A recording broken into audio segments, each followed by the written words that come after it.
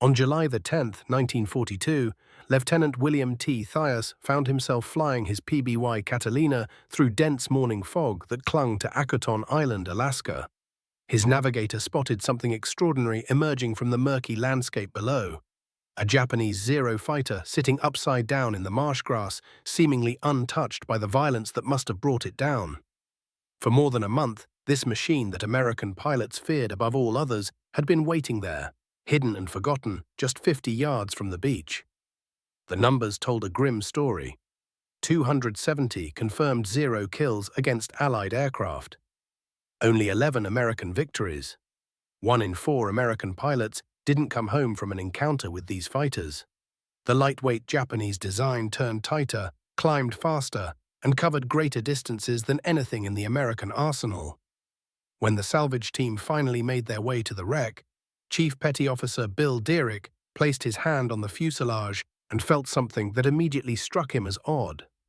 The aluminum skin moved under his touch like a thin beer can, flexing with an unsettling give. He peered into the empty cockpit and saw nothing behind the pilot's seat. No armor plating, no protective glass. The fuel tank was just aluminum, nothing more. Deerick turned to his team with growing realization. "This thing's built like a racing plane, not a fighter," he said. That discovery would change everything. Weeks later, at North Island Naval Air Station, Lieutenant Commander Eddie Sanders climbed into that same captured Zero. What he would learn during his test flights would demolish 6 months of Japanese aviation legend and rewrite the entire mathematics of air combat. The invincible Zero held a terrible secret that would ultimately destroy the entire Japanese Air Force. The fog had lifted that morning of June 4, 1942, revealing Akutan Island's volcanic landscape. Scattered across the boggy tundra, 50 yards inland from a rocky shoreline, sat what looked like an impossible discovery. A Mitsubishi A6M0 in nearly perfect condition. Sunlight caught the aircraft's distinctive red circle marking, still bright despite the violence of impact. The yellow wingtips and dark green camouflage stood out against the grey-brown earth.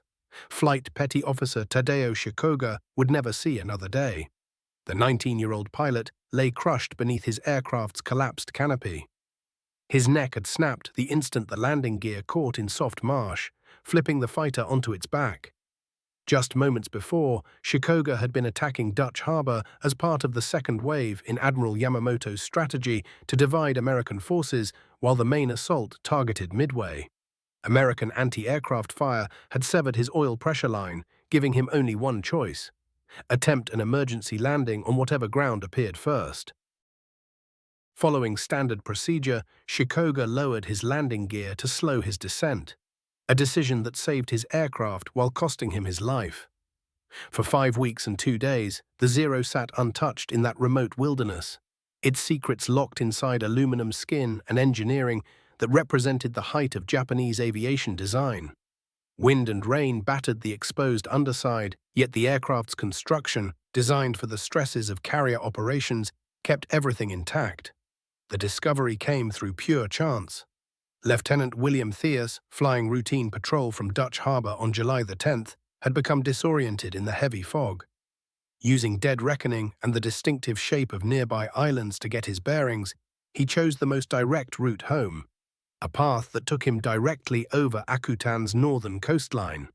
Around 11 in the morning, machinist mate Albert Knack, working as the observer, spotted an unusual geometric shape breaking up the organic curves of the landscape below.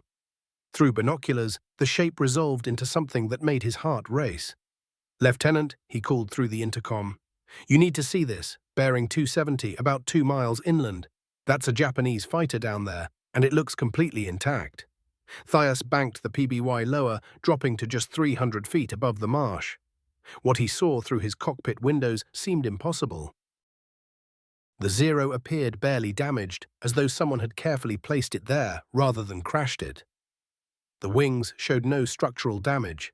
The engine cowling sat properly secured. Even the propeller blades, bent from ground contact, remained attached to the hub.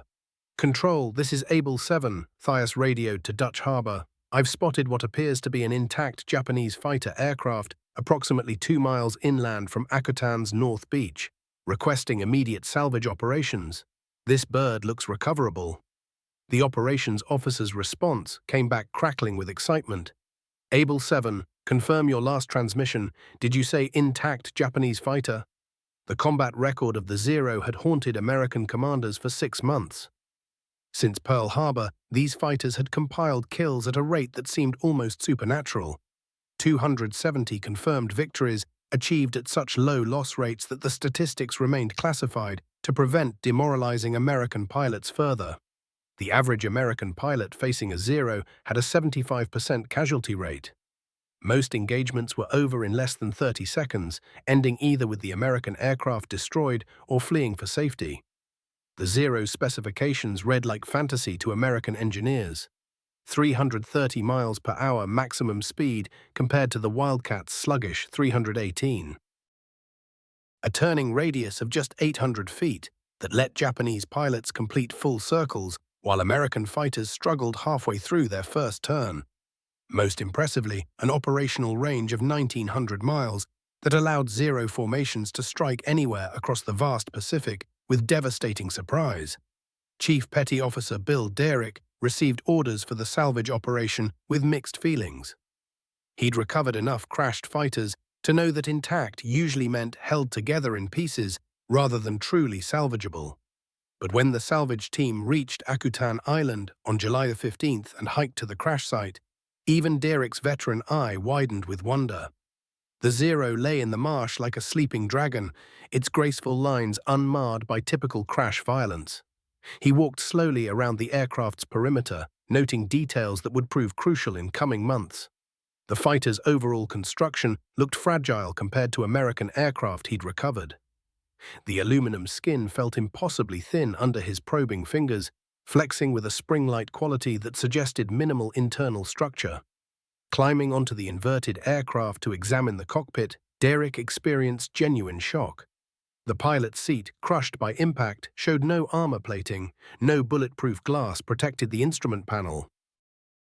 The fuel tank, visible through torn aluminum where the crash had opened the fuselage, was nothing more than standard aluminum construction. No rubber lining, no self-sealing compounds, no protective systems whatsoever. Boys, Derrick called to his team, I think we've got ourselves a racing plane that somebody painted like a fighter. This thing's got no more protection than a civilian sport aircraft. The full implications wouldn't become clear until the Zero reached American soil.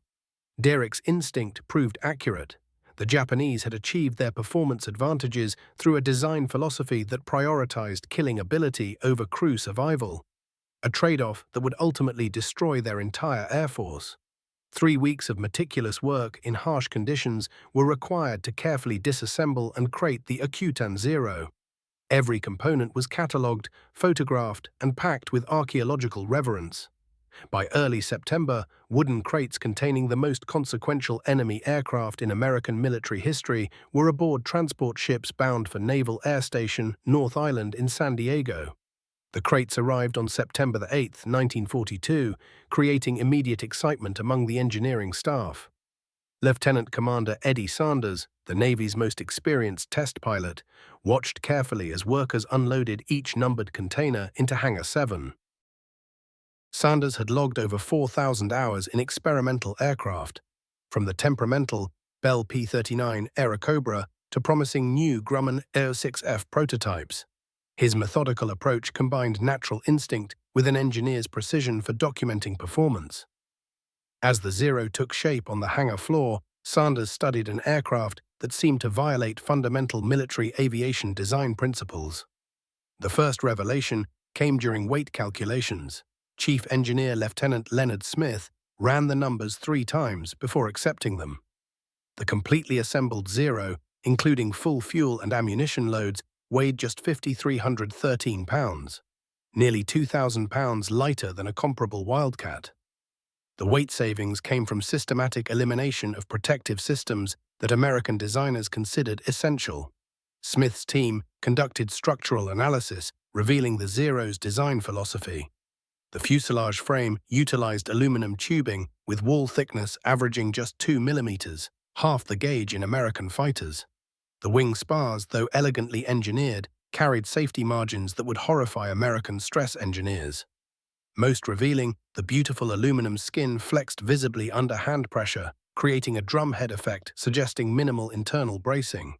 On September 20th, Sanders strapped himself into that vulnerable cockpit for his first evaluation flight. The seat felt exposed compared to American fighters, with no armor between his spine and the engine. The instrument panel lacked bulletproof glass protection, becoming standard in Allied aircraft. Even the canopy appeared to be standard aircraft glass, rather than laminated armor glass. At 08:15 hours, Sanders lifted off from North Island's runway, heading into the morning sky aboard the Pacific's most feared fighter. The Nakajima Sakai engine pulled the lightweight fighter off the runway with impressive authority, climbing at 3,000 feet per minute compared to the Wildcat's laborious 2,200-foot rate. At 10,000 feet, Sanders banked into a gentle turn to test handling. The Zero responded with immediacy, bordering on supernatural, completing a full 360-degree turn in just 12.5 seconds. The Wildcat required a ponderous 19.4 seconds for the same maneuver, making it seem sluggish by comparison.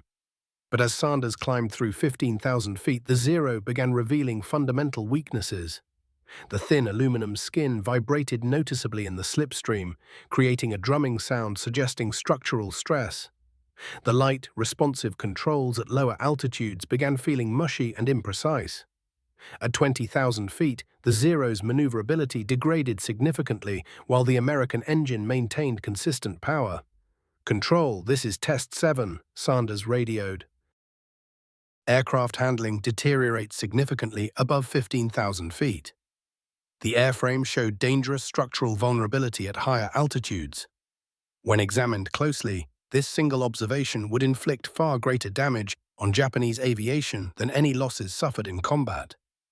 Inside Hangar 7, Sanders and his technical team set about methodically taking the Zero apart, piece by piece, preparing to demolish the mythology that had surrounded it for so long.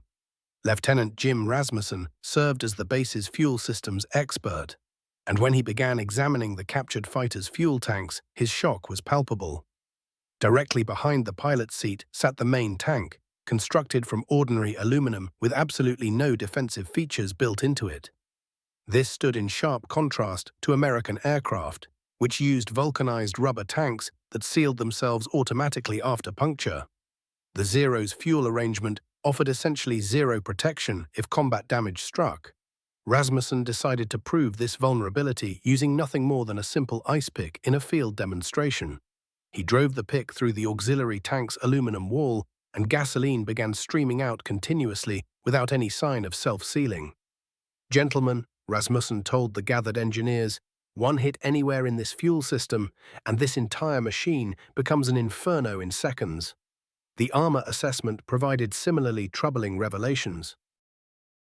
Chief Petty Officer Mike Torres specialized in ordnance systems, and his thorough examination of the Zero's defensive armor systems yielded findings so brief they consumed merely a single line in the formal documentation: armor protection, none detected.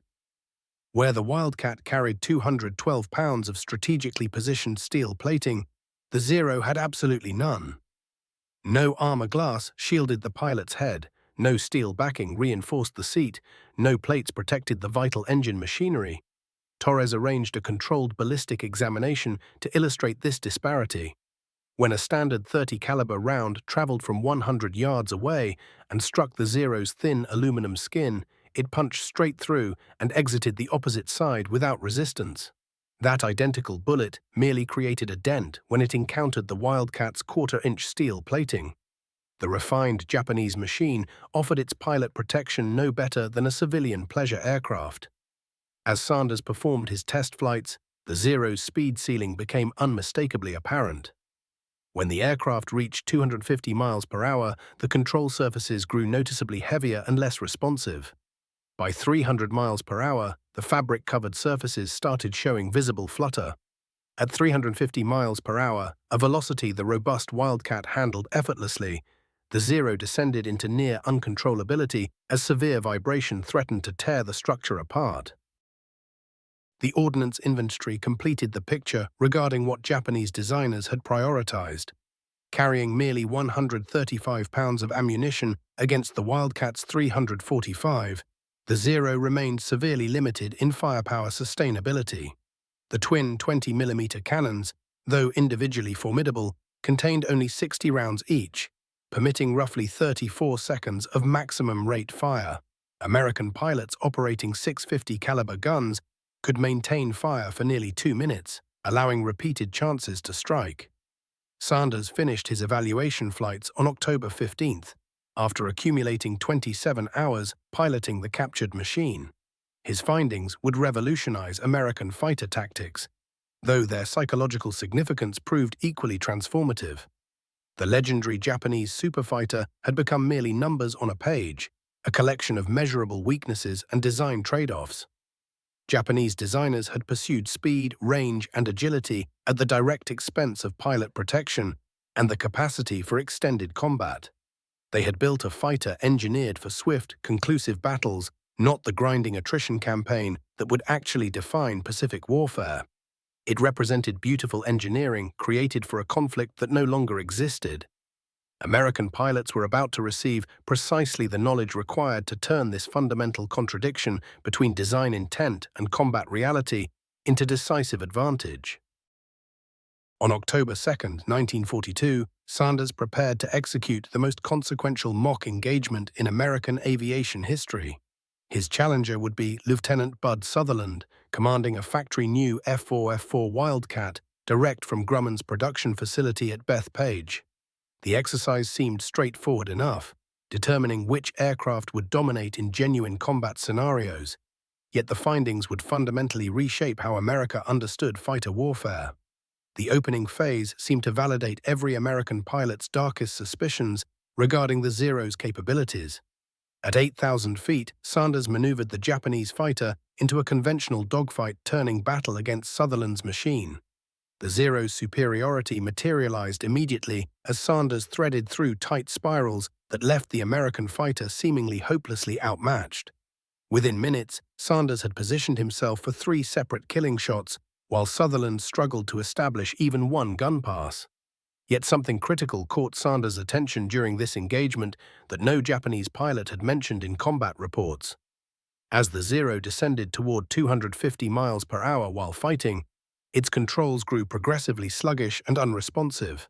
The ailerons, so responsive and light at more moderate speeds, began feeling as though moving through thick liquid. The fabric-covered horizontal surfaces developed perceptible tremors that traveled through the control stick directly into Sanders' hands. "Control, this is Test 7, Sanders transmitted during the debrief sequence. Recommend adjusting our test approach. This Zero shows significant high-speed control difficulties that might be exploitable."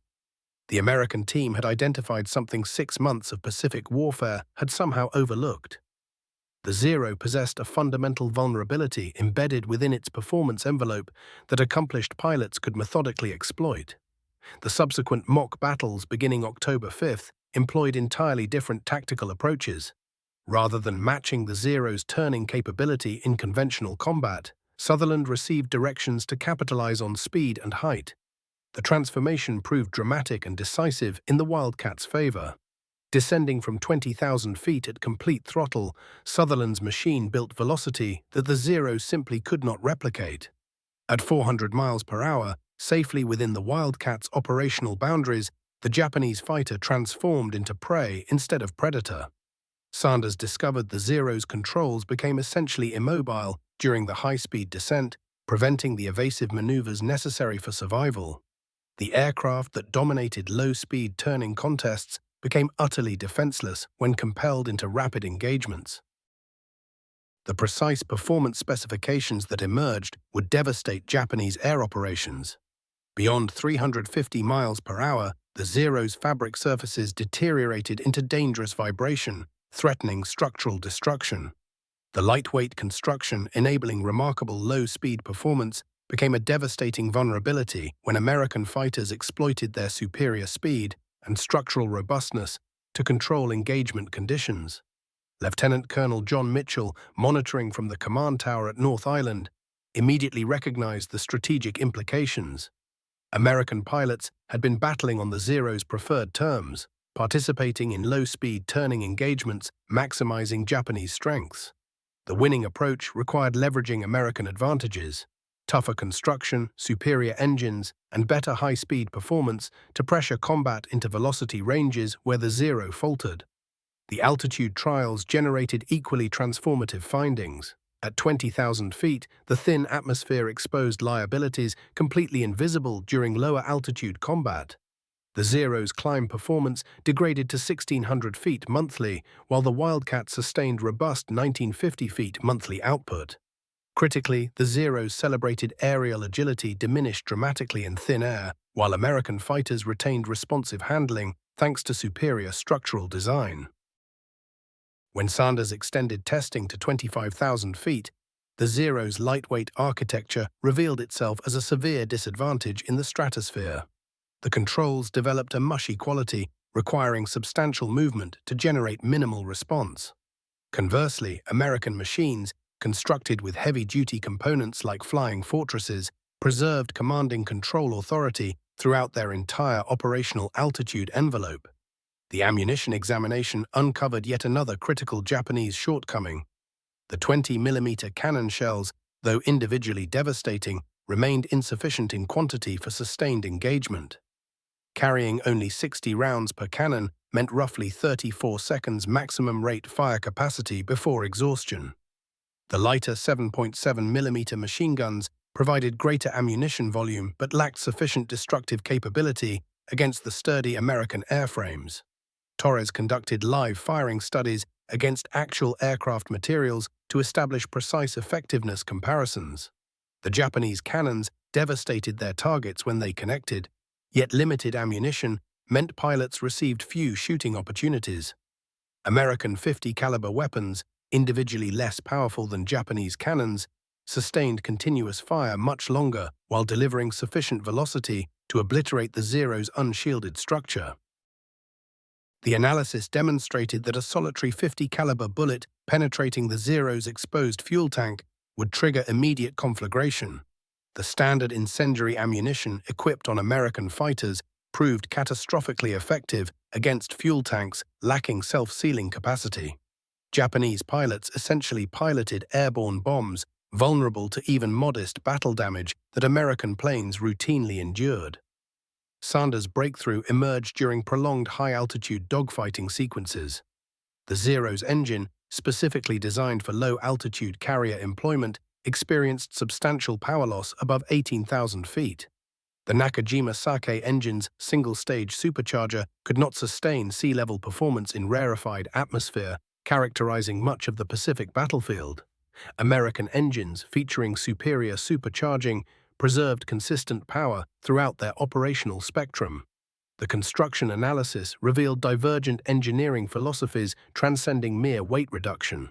American aircraft incorporated substantial protective margins and duplicate load-bearing systems, permitting continued operation despite substantial battle destruction. The Zero's refined engineering allowed no redundancy. Significant structural trauma would trigger immediate catastrophic failure rather than enabling damaged aircraft to return safely. During Sutherland's final mock engagement piloting the Wildcat against the captured Zero, superior tactical knowledge quickly reversed apparent technological inferiority. Executing high-speed slashing passes from above, maintaining 400+ mile-per-hour velocity, while declining low-speed turning battles below 15,000 feet, the supposedly outmatched Wildcat achieved a 75% kill ratio against the celebrated Japanese fighter. Intelligent tactics triumphed over valor. The October tests concluded with exhaustive evaluation, reshaping American fighter procedures within weeks. The Zero remained potent when dictating engagement circumstances, but methodical exploitation of high-speed weaknesses, altitude deficiencies, and structural fragility could overturn the kill ratios characterizing early Pacific air combat. American pilots required instruction to abandon turning competitions and instead employ their inherent aircraft capabilities to expose Japanese design compromises. Sanders' October 15th flight marked simultaneously the collapse of Zero mystique and commencement of American air dominance across the Pacific. Sanders compiled his classified findings on October 15, 1942, laboring throughout darkness documenting intelligence that would redirect the entire Pacific conflict. The 23-page analysis, officially designated tactical employment of captured A6M20 fighter, represented the most thorough enemy aircraft evaluation in military aviation history. Sanders wrote employing an engineer's methodical precision, combined with the clear urgency of a combat veteran, recognizing that countless American lives hinged on his recommendations. His core suggestions represented a wholesale reversal of accepted American doctrine. Never participate in turning combat below 15,000 feet against a zero. Execute diving attacks descending from altitude whenever circumstances permit. Capitalize on the Zero's deficient high-speed handling above 250 miles per hour. Concentrate fire on the defenseless fuel systems using incendiary ammunition. Continuously preserve velocity advantage. Steadfastly refuse participation in low-speed maneuvering engagements where Japanese capabilities dominated. Within 48 hours of Sanders completing his detailed analysis, the Navy Department's mimeograph machines roared to life, churning out page after page destined for fighter squadrons scattered across the vast Pacific expanse. The pace was frantic because what those documents contained was revolutionary, and the tactical crisis consuming American pilots across every theater demanded immediate solutions. Every sheet bore a confidential stamp, yet the operational emergency overrode security hesitations about exposing American intelligence gathering methods. Squadron leaders from the Hawaiian Islands down to Australia received their packets via priority courier flights, often piloted by men completely unaware they were transporting the solution to American air combat struggles. The first copies landed at Guadalcanal just as Marine fighter units were hemorrhaging pilots in the relentless air battles above Henderson Field. The arrival could not have been more timely. American forces were locked in the Pacific War's most desperate aerial struggle, and the new intelligence arrived like a lifeline. On October 18th, Lieutenant Colonel John Smith, commanding VMF 2223, gathered his remaining pilots in a weathered operations tent and laid out Sanders's findings. The previous week had been catastrophic, 12 pilots lost, most to Japanese formations that materialized from nowhere and vanished before any meaningful counterattack. Smith's survivors listened with skepticism etched into their faces as their commander described tactics that contradicted everything hard experience had taught them. "Forget what you know about fighting these aircraft," Smith said, holding up Sanders' report. "We've been approaching this completely wrong. That fighter isn't invincible. It's simply different. These tactics come from actual captured aircraft testing, not guesswork from combat stories." Having concrete facts about the enemy aircraft proved psychologically powerful, perhaps as important as the tactical details themselves. Smith wasted no time implementing the new protocols with VMF 223. The old approach of turning and burning vanished, replaced by disciplined high-speed attacks from above. Pilots received explicit orders to hold speeds above 250 miles per hour during any engagement and to climb immediately after firing, rather than attempting to maneuver with Japanese formations. Within 2 weeks, VMF 223's effectiveness skyrocketed. Kill ratios jumped from 1 to 3 to 3 to 1. Marine pilots who had survived by staying away from their opponents suddenly hunted them with scientific confidence, replacing desperate instinct. The tactical transformation rippled through American forces with startling speed. Australian-based squadrons had their intelligence packets by October 25th, followed by units in New Guinea, the Marshall Islands, and carrier aviation throughout the Central Pacific. Commanders adapted core principles to their specific situations while maintaining the fundamental strategy of targeting aircraft weaknesses rather than competing with strengths. At Grumman Aircraft's Bethpage facility on Long Island, Chief Engineer Bill Schwendler received detailed Zero specifications on October 20, 1942. His team had been developing the F-6F Hellcat as the successor to the successful Wildcat design. Bigger, more powerful, more capable. The captured intelligence gave them a specific benchmark to surpass rather than abstract performance targets. Schwendler's engineers immediately revised their plans. The Hellcat would carry a 2,000-horsepower Pratt and Whitney R2800 engine, more than double the enemy aircraft's output. Speed climbed to 375 miles per hour at 17,900 feet, delivering the velocity advantage that would let American pilots control engagements. Critically, the Hellcat remained controllable at 450 miles per hour, far beyond the structural limits of Japanese aircraft. Protective systems reflected everything learned from analyzing enemy vulnerabilities. 315 pounds of armor would shield vital systems and the pilot. Self-sealing fuel tanks became standard, eliminating the fire danger that made opposing aircraft death traps. The new fighter represented a calculated answer to Japanese design choices. Every weakness in one aircraft became a strength in the other. Republic Aviation's P-47 Thunderbolt program also benefited from the captured aircraft analysis, even though it was already progressing. Engineers refined high-altitude performance based on understanding that Japanese fighters faltered above 20,000 feet. The Thunderbolt's exceptional diving capability and structural durability made it perfect for the high-speed tactics that devastated enemy formations. Naval Air Station Pensacola began integrating the new intelligence into pilot training by early November 1942. Flight instructors teaching traditional dogfighting suddenly found themselves lecturing on energy management, altitude tactics, and speed discipline. The curriculum transformation reflected something fundamental, a shift from individual combat skills towards systematic exploitation of enemy aircraft limitations. Results across the Pacific Theater appeared with consistent, measurable clarity. Fighter squadrons adopting the new tactics achieved kill ratio improvements averaging 400% within their first operational month. More significantly, American pilot survival rates climbed as pilots learned to avoid low-speed turning fights where their opponents dominated. By December 1, 1942, the enemy aircraft advantage that had seemed permanent was being methodically dismantled through scientific analysis and tactical application. Japanese pilots, extensively trained in their aircraft's capabilities but ignorant of its fundamental flaws, discovered themselves progressively outmatched by American fighters that refused to engage under traditional conditions.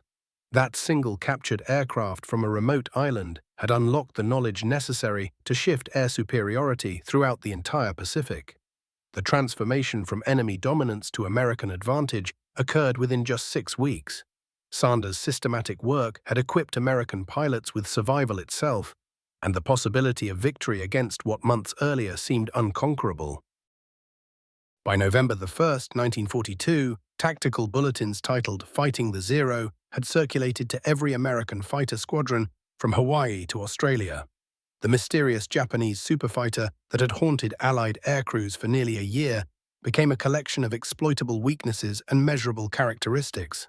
Squadron briefing rooms across the theater displayed charts showing performance degradation curves, optimal engagement altitudes, and speed parameters transforming the aircraft from mystical threat to calculable target. The psychological shift proved as dramatic as the tactical one. American pilots who had entered combat expecting to perish now studied their opponent with scientific detachment. Flight Lieutenant Bob Scott of the Flying Tigers received his intelligence packet in Kunming, China, and recognized its significance immediately. "Boys," he announced to his men, "we've been fighting phantoms. These fighters bleed just like anything else when you understand where they're vulnerable." The statistics shifted with mathematical precision across every theater, where American and Japanese fighters clashed. Marine Fighting Squadron 121 on Guadalcanal, executing the new high-speed tactics under Major Joe Foss, posted an 11-to-2 kill ratio against enemy aircraft during the crucial November struggle for Henderson Field. Navy squadrons launching from carriers reported matching improvements as pilots exploited their aircraft's superior diving capability and structural strength. Major Foss embodied this transformation personally. The 27-year-old from South Dakota had arrived at Guadalcanal in October with sparse combat experience but exceptional marksmanship honed through hunting. Armed with Sanders' intelligence, Foss systematically dismantled enemy air power over the Solomons with calculated precision rather than reckless valor.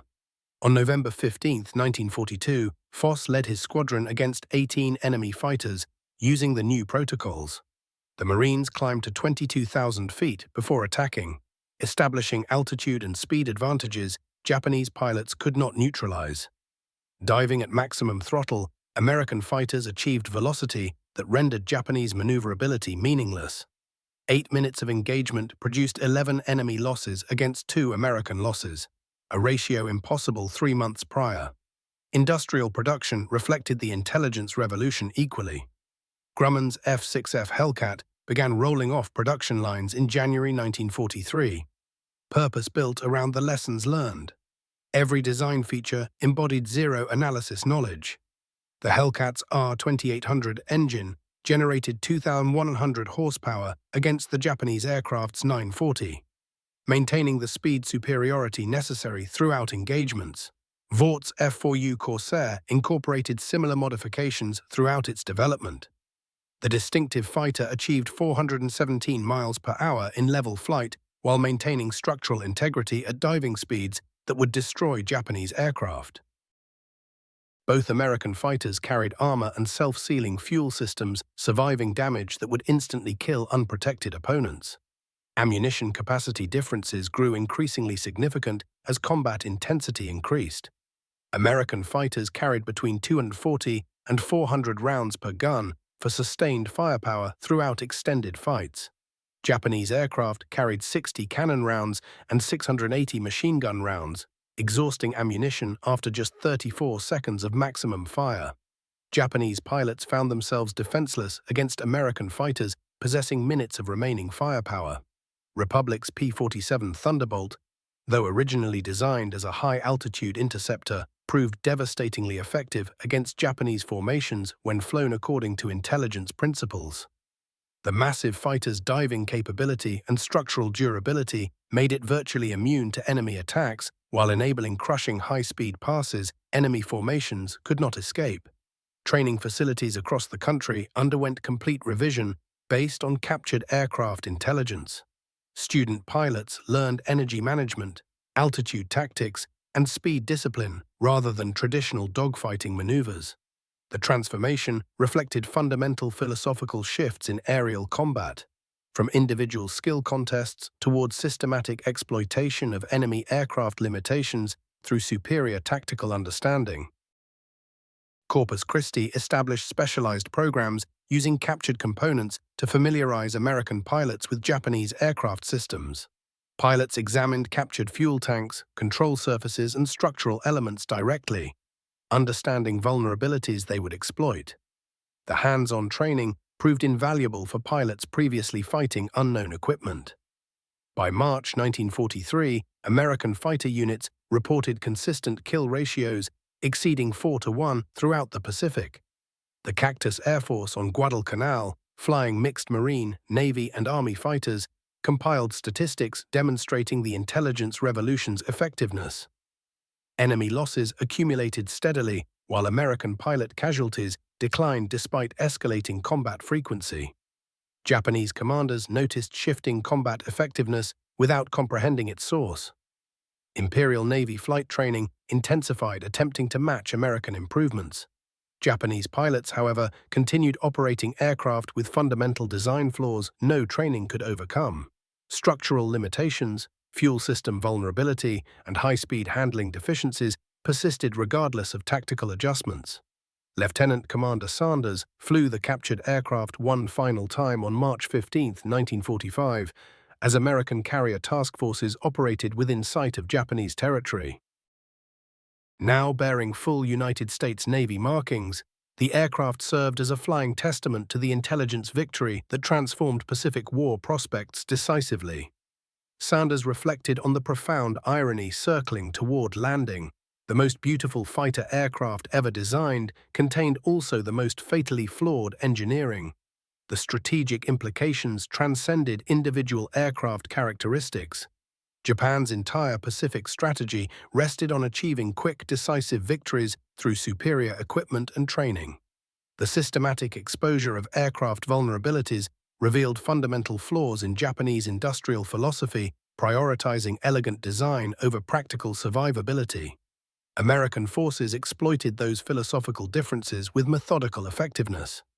Final statistics compiled after Japan's surrender demonstrated the captured aircraft's ultimate impact. Japanese fighter losses from 1942 through 1945 totaled over 23,000. American fighter losses remained below 9,000 despite operating over enemy-controlled territory throughout most of the conflict. Over 15,000 American pilots received training based on this intelligence, fundamentally altering their combat survival prospects. The captured aircraft currently rests at the Smithsonian Institution, officially recognized as the most consequential enemy aircraft in American military history. Its secrets extracted through careful scientific analysis rather than combat experience had taught American forces something deeper: how to think systematically about warfare itself, understanding opponents better than they understood themselves, then applying that knowledge with industrial precision.